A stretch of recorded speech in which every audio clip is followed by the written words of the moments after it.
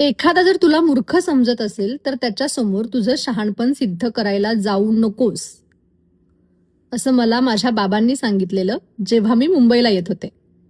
मुंबईला येत होते तेव्हा माझ्या बाबांनी मला 3 गोष्टी सांगितलेल्या ज्या मला आजही अनुभवायला मिळतात.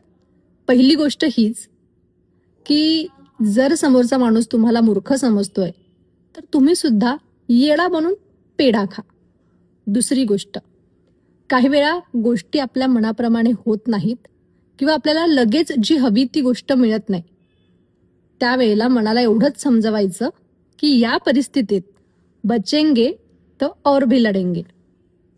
आणि तिसरी महत्वाची गोष्ट अशी आहे की मुंबई ही मायानगरी आहे आणि त्यामुळे तू जे ठरवलंयस त्या मार्गावरच तुला चालायचंय आणि तू तुझा ट्रॅक बदलला नसला पाहिजेस. मलाही तुमच्या वडिलांनी असं काहीतरी सांगितलंय जे तुमच्या आठवणीत कायम राहिलंय किंवा तो तुमच्या आयुष्याचा धडा आहे.